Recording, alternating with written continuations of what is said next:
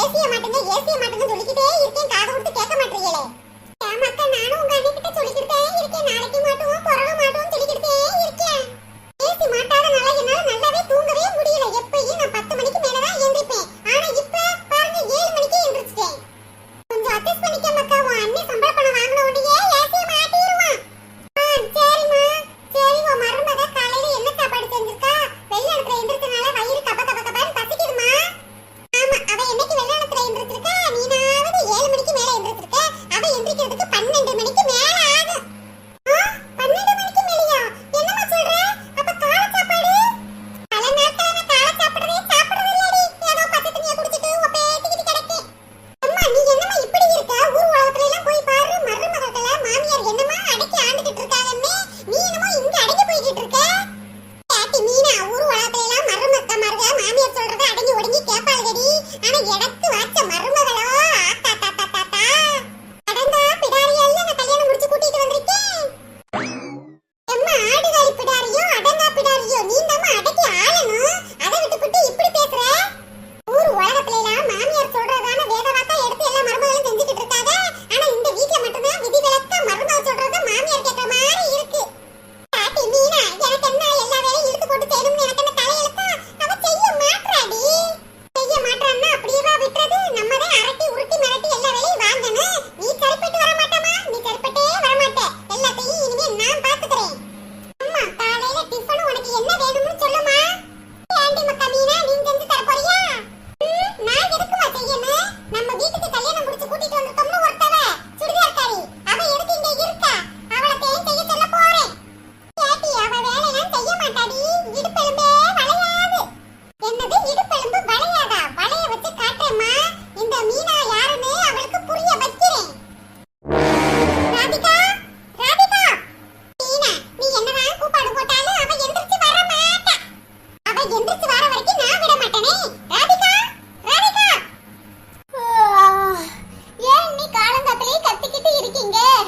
ராதிகா, காலையில சாப்பாடு இட்லியும் தக்காளி சட்னியும் சாப்பிடுவியா? சாப்பிடுவேன் நீ. இட்லிக்கும் தக்காளி சட்னிக்கும் அப்படியே இருக்கும். எக்ஸ்ட்ரா 2 தட்டு சாப்பிடுவேன் நீ. ஏன் நீங்க செய்ய போறீங்களா?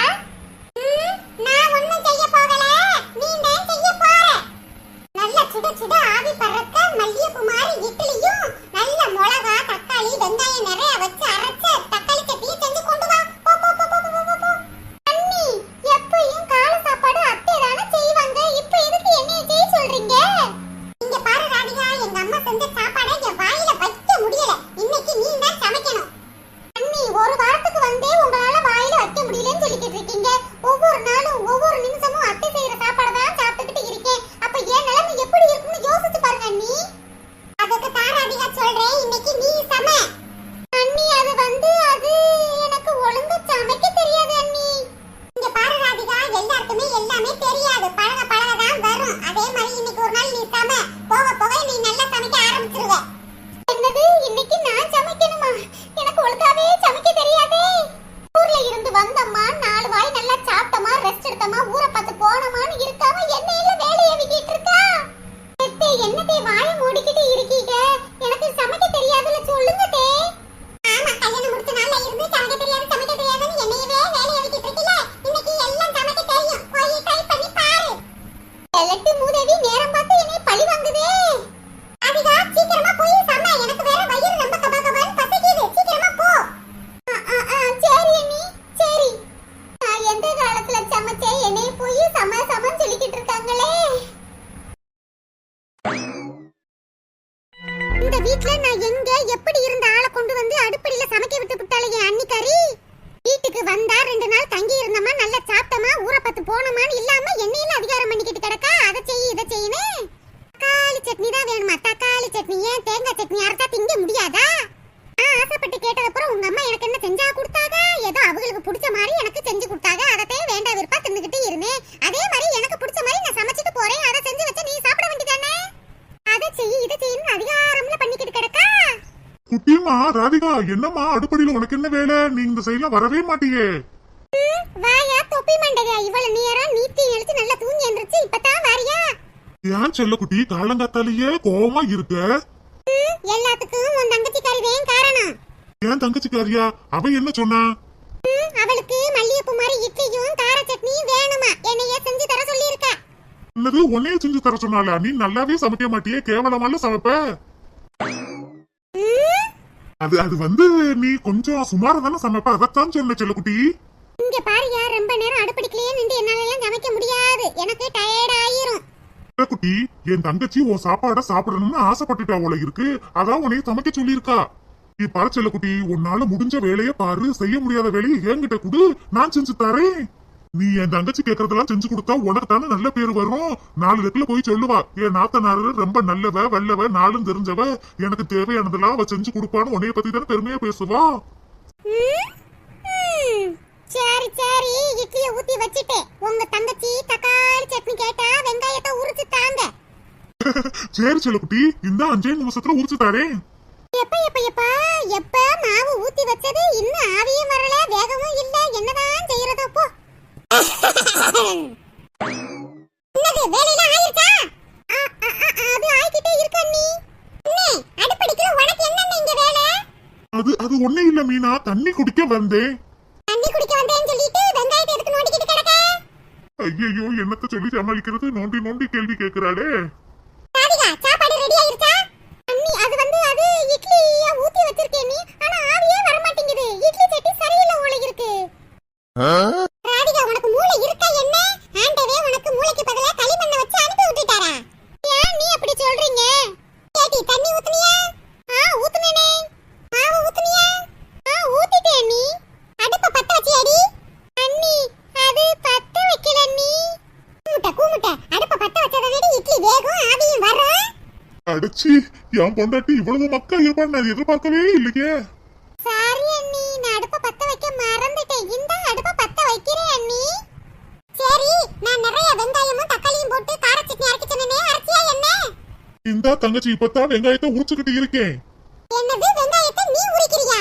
ஏன் உன் பொண்டாட்டி உரிக்க மாட்டாளா? தங்கச்சி, நான் வெங்காயத்தை உரிச்சா கண்ணுல இருந்து தண்ணி வரும்ல, அதான் ராதிகா என்னைய உரிக்க சொன்னா, அதான் உரிச்சுக்கிட்டே இருக்கேன்.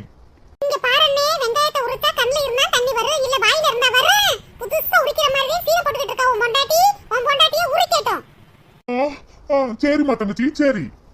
இங்க பாரு ராதிகா, நிறைய வெங்காயம், நிறைய தக்காளி, பட்டை மிளகாய் வச்சு நல்ல அம்மியில நைஸா அரைச்சு கொண்டு வா. அம்மியில அரைச்சா தான் டேஸ்டா இருக்கும். அண்ணி, எனக்கு அம்மியில எல்லாம் அரைக்க தெரியாது அண்ணி. ஆமாமா தங்கச்சி, அவளுக்கு அரைக்க தெரியாது, படிச்ச பிள்ளையில. என்னன்னே பொண்டாட்டிக்கு ரொம்ப சப்போர்ட் பண்ணி வர. நானும் தான் படிச்சவ, எங்க மாமியார் வீட்ல போய் அம்மியில தான் அரைச்சு குழம்பு வைக்கிறேன். பொம்பளையா பிறந்த ஒவ்வொரு பொண்ணும் அம்மி அரைக்க கத்துக்கணும், ஆட்டு உரல் அரைக்க கத்துக்கணும், எல்லா விஷயம் தெரிஞ்சு இருக்கணும்னே. அதெல்லாம் ராதிகாவுக்கு தெரியும். அவங்க மம்மி எல்லாம் சொல்லி கொடுத்துதான் இந்த வீட்டுக்கு கல்யாணம் முடிச்சு வச்சிருப்பாங்க. இங்க பாரு ராதிகா, மிக்ஸில அரைக்கிற சட்னி எனக்கு வேண்டவே வேண்டாம். அம்மியில அரைக்கிற சட்னி தான் ருசியா இருக்கணும். உன் கைப்பட அரைச்சு கொண்டு வா.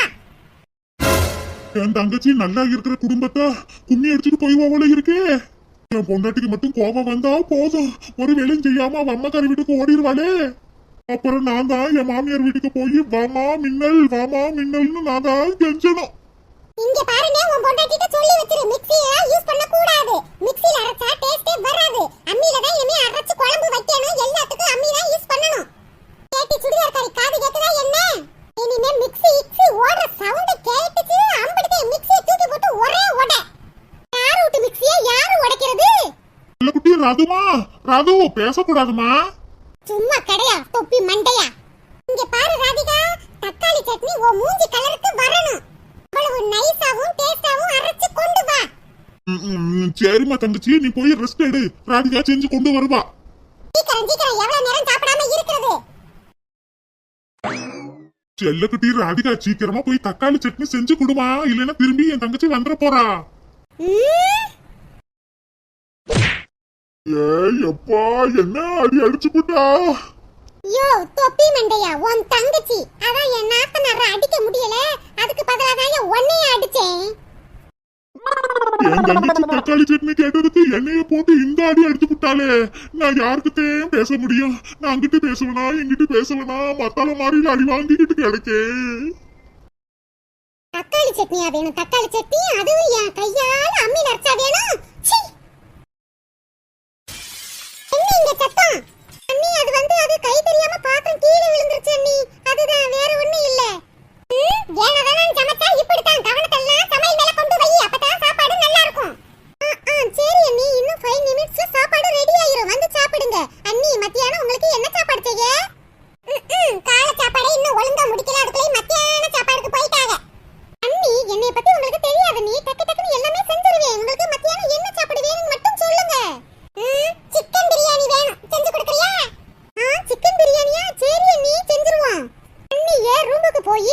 ஏசி ஆன் பண்ணி சிலு சிலுன்னு படுத்து ரெஸ்ட் எடுங்க நீ. இன்னும் 5 நிமிஷத்துல செஞ்சு சாப்பாடு கொண்டு வரேன், சாப்பிடுங்க.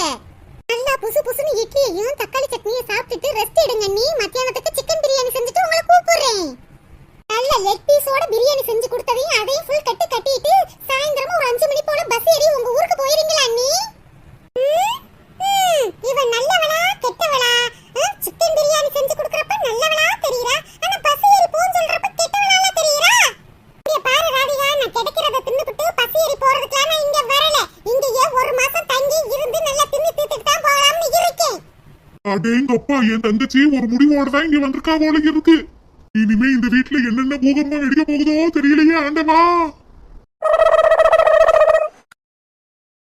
என் பெத்த மக்கா ராதிகா காலையிலேயே விடுஞ்சோனே எனக்கு ஃபோன் பண்ணி என்னம்மா சாப்பிட்டியா டீ குடிச்சியான்னு கேப்பாளே, இன்னும் ஃபோன் பண்ணாம இருக்கா. ஒருவேளை நல்லா கொரட்டை விட்டு தூங்கிட்டு இருக்காளோ?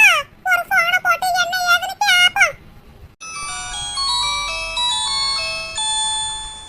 ரிங் போகுது. காலையில இருந்து எம்புட்டே வேலை. தக்காளி சட்னி அம்மியில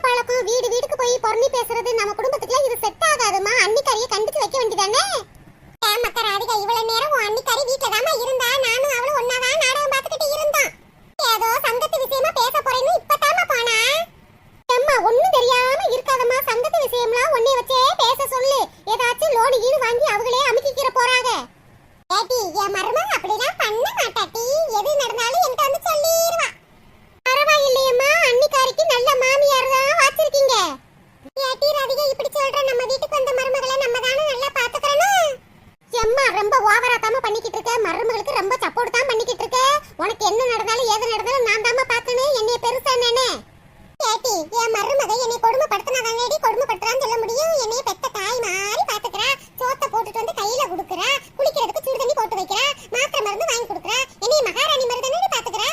அப்ப நல்ல விதமா தானே சொல்ல முடியும். சரிதாம்மா, இருந்தாலும் அன்னிக்கிட்ட பார்த்து இருந்துக்க. இப்படித்தான் ஊருக்குள்ள பல பேரு மாமியார் ஐஸ் வச்சு மருமக எல்லாத்தையும் புடிக்கிட்டு போயிராளுக. பார்த்து இருந்துக்க.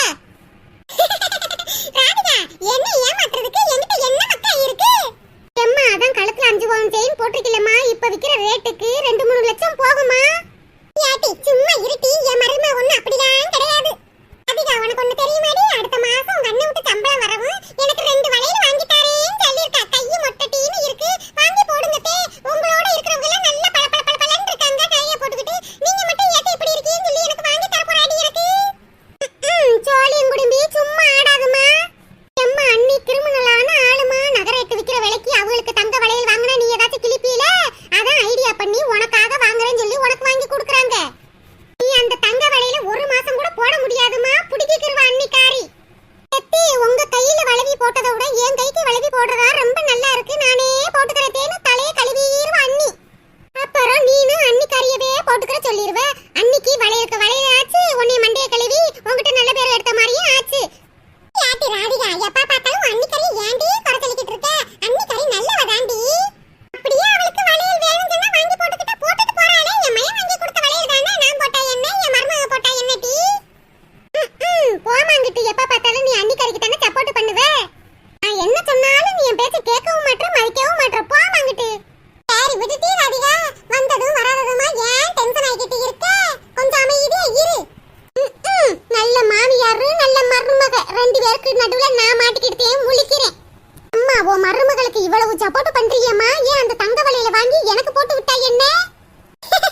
என்னடி ராதிகா, உன்னை தான் கல்யாணம் முடிச்சு கொடுத்தாச்சுல, உனக்கு எப்படி போடுவா? அம்மா, என்னதான் என்னை கல்யாணம் முடிச்சு கொடுத்தாலும் இந்த வீட்ல தானே பிறந்தேன். நீ பெத்த மகமா. என் அண்ணனுக்கு நான் தங்கச்சி. அன்னிக்கறிக்கு தான் மனசு வராது. நீனாவது சொல்லிருக்கலாம்ல அந்த வளையல வாங்கி என் மக ராதிகாக்கு குடுமா அப்படின்னு. ராதிகா, போன மாசம் உன் அன்னிக்காரி எனக்காக காப்பவனுக்கு மோதிரம் வாங்கி போட்டா. நீ ஆசைப்பட்டு கேட்டேன்னு சொல்லி உனக்கு கொடுத்தனே, அந்த மோதிரம் எங்க? அது வந்து கொஞ்சம் வீட்ல கஷ்டம்னால அது அடகு கடைக்கு போயிருச்சு. பாத்தியா, காப்பவன் மோதிரத்தையே நீங்க விட்டு வைக்கல. இப்ப 2 வளையலையும் உங்க கையில கொடுத்தன்னா மார்வாடி கடைக்கு திரும்பியும் போயிரும். அம்மா, எனக்கு எதிரிங்கிறது இங்க யாருமே இல்லம்மா. என் பக்கத்துல இருந்து நீ தான் எல்லாத்தையும் கெடுத்து விடுற. சரி ராதிகா, கோபப்படாத. அம்மா, சும்மா இருமா. நான் என்ன இப்ப காமெடி அடிச்சிட்டு இருக்கேன்? கக்கப்பக்கன்னு சிரிச்சிட்டு கிடக்க. ராதிகா, வாம்மா. என்னம்மா ராதிகா, நல்லா இருக்கியா? அம்மா, உன் செல்ல மருமக வந்துட்டாமா. நீங்க நல்லா இருக்கீங்களா அண்ணி? நல்லா இருக்கேம்மா. இது நாள் வரைக்கும் நல்லா தான் இருக்கேன். நீ வந்திருக்கீல, இனிமேதான் என்ன ஆக போகுதுன்னு தெரியல. மாமியார் வீட்டுக்கு போய் முழுசா 2 நாள் ஆகல. அதுக்குள்ளயும் திருப்பி அடிச்சு இங்க எதுக்கு வந்திருக்கான்னு தெரியலையே. என்ன ராதிகா, நீ உங்க மாமியார் வீட்டுக்கு போய் 2 நாள் கூட ஆகல, அதுக்குள்ளயும் திரும்பி வந்துட்ட. 1 மாசம் இருந்துட்டுல வருவேன்னு நினைச்சேன். நானே இருக்கலாம் தானே இருந்தேன். என் மாமியார் என்னை வேலையா ஏவி கொள்றாங்க. பச்சை தண்ணி வேணும் சொல்றாங்க, சுடு தண்ணி வேணும் சொல்றாங்க, துணியை துவையும் சொல்றாங்க, சமையும் சொல்றாங்க. எப்ப அவள வேலை என்னால பார்க்க முடியுமா? அது மட்டும் இல்ல, நீ எங்க அம்மாவை பார்க்காம என்னால இருக்கவே முடியல. அதான் ஓடோடி வந்துட்டேன். மருமகளே, பாத்தியா என் மகன் என் மேல எம்பிட்டு பாசம் வச்சிருக்கானே. பாசமாது எல்லாம் வேஷம், வெளி வேஷம். அங்க இருந்த வேலை பார்க்கணும்னு ஓடியாந்திருக்கா. அதையும் புகழ்ந்து தள்ளுது என் மாமியாரு. அத்தே, உங்க மேல ராதிகாக்கு எப்பயுமே பாசம் அதிகம் தானே. எங்க வீட்டுக்காரர் இருந்தாலாவது கொஞ்சம் சமாளிச்சிருப்பேன். நீ எங்க வீட்டுக்காரரும் வெளியூர் போயிருக்காங்க. வாரத்துக்கு 1 வாரம் ஆகும். நான் அங்க இருந்து தனியா என்ன செய்ய போறேன்? என் மாமியார் தான் கவனிச்சுக்கிட்டு இருக்கணும். அதான் ஓடியாந்துட்டேன். நீ அக்கலே ராதிகா, அப்ப மருமையை வரவும் திரும்பி போயிருவியாமா? ஆமாம்மா, எங்க வீட்டுக்காரர் 1 வாரம் கழிச்சு வருவார்ல, அப்புறம் நான் போயிருவேம்மா. இங்க 1 வாரம் வந்து என் உயிரை வாங்குறதுக்குள்ள வந்திருக்கா போல இருக்கே. ராதிகா, வேகாத வெயில்ல வந்திருப்பாமா. உனக்கு ஜில்லுன்னு ஜூஸ் போட்டு கொண்டு வரவா? இல்ல வேணாம். நீ பஸ்ஸ விட்டு இறங்கவுமே 2 கிளாஸ் ஜூஸ் நல்லா குடிச்சிட்டு தான் நீ வந்தே. அம்மாடி மருமகளே, என் மகளுக்கு ஜூஸ மட்டும் கொடுத்து அனுப்பி வைக்கலாம்னு நினைக்கிறியா? எத்தே, என்னத்தை இப்படி பேசுறீங்க? உங்க மகளுக்கு ஜூஸ் மட்டும் நான் போட்டு கொடுப்பனா? அப்படியே போட்டு கொடுத்தாலும் அவ குடிச்சிட்டு கிளம்பிடுவாளாக்கு. ராதிகாவை கிளம்புன்னு சொன்னாலும் அவ கிளம்ப மாட்டாத்தே. அதான் வீட்டுக்கு வந்தோடனே சொல்லிட்டாலே 1 வாரம் இங்க தங்கி இருந்துட்டு தான் போவேன்னு. அவ 1 வாரம் தங்குறாளா இல்ல 2 மாசம் தங்குறாளா யாருக்கு தெரியும்? அண்ணி என்னை பத்தி நீங்க தான் நல்லா புரிஞ்சு வச்சிருக்கீங்க. அம்மா ஊருக்கு வர சந்தோஷத்துல காலையில இருந்து சாப்பிடலம்மா, வயிறு ரொம்ப பசிக்குது. அண்ணி இவ்வளவு நேரமா பக்கத்து வீட்ல பாடி பேசிட்டு வந்திருக்காங்க. வீட்ல என்னமா சமைச்சு வச்சிருக்க போறாங்க? நம்ம ஹோட்டல்ல ஆர்டர் பண்ணி சாப்பிடுவோமா? அட்டி ராதிகா, என் மருமக காலையிலேயே எல்லா வேலையும் முடிச்சு வச்சிட்டு தாண்டி பாடி பேச போனா. ராதிகா காலையிலேயே மீன்காரரு வந்தாரு. அவர்கிட்ட நல்ல மீனா வாங்கி நல்ல குழம்பு வச்சு பொரிச்சு சோத்தையும் வடிச்சு வச்சிருக்கேன் ராதிகா. அண்ணி, எனக்கு பிடிச்ச மீன் குழம்பு செஞ்சு வச்சிருக்கீங்களா அண்ணி? நான் வருவேன்னு உங்களுக்கு முன்னாடியே தெரியுமா? காலங்காத்தால இருந்து காக்கா காவு காவு காவுன்னு கத்திக்கிட்டே இருந்துச்சு ராதிகா. அப்ப ஏன் நினைச்சிட்டேன் ராதிகா வரப்போறான்னு. அதே மீன் குழம்பு வச்சு எல்லாம் ரெடி பண்ணி வச்சிருக்கேன். அண்ணி, உங்களுக்கு என் மேல எம்பிட்டு பாசம். இதனாலதான் எங்க அம்மாவுக்கு உங்களை ரொம்ப பிடிக்குது போல இருக்கு. அம்மா, நீ சொன்னப்ப கூட நான் நம்பவே இல்ல. ஆனா அன்னைக்கு நம்ம குடும்பத்தார்கள் மேல அவ்வளவு பாசமா இருக்காங்க. பாத்தியம்மா ராதிகா, நீனே உன் அண்ணிக்காரிய பகழ்ந்து பேசுற. உன் அண்ணிக்காரி நல்லவடியே. சரிம்மா ராதிகா, சீக்கிரமா வா, உனக்காக சாப்பாடு எடுத்து வைக்கிறேன். சரி அண்ணி. மீன் குழம்பு வைக்கிறப்பெல்லாம் எப்படித்தே மோப்ப முடிச்சு வாராளோ தெரியல. இன்னைக்குன்னு பார்த்து மீன்காரரு எனக்கு பிடிச்ச மீனா கொண்டு வந்தாரு. நல்ல ஃப்ரெஷ்ஷான மீனா வாங்கி அம்மியில மசாலா அரைச்சு நல்ல மணக்க மணக்க மீன் குழம்பு வச்சிருந்தேன். அதை எப்படியோ மோப்ப முடிச்சு வந்துட்டாலே. இவ மீன் குழம்பு சட்டிக்குள்ள தலைய விட்டா முள்ளு மட்டும்தானே கிடக்கும். மத்தவங்களுக்கு வேணும்னு நினைப்பு இருக்காதே, இவ மேஞ்சு தள்ளிடுவாளே.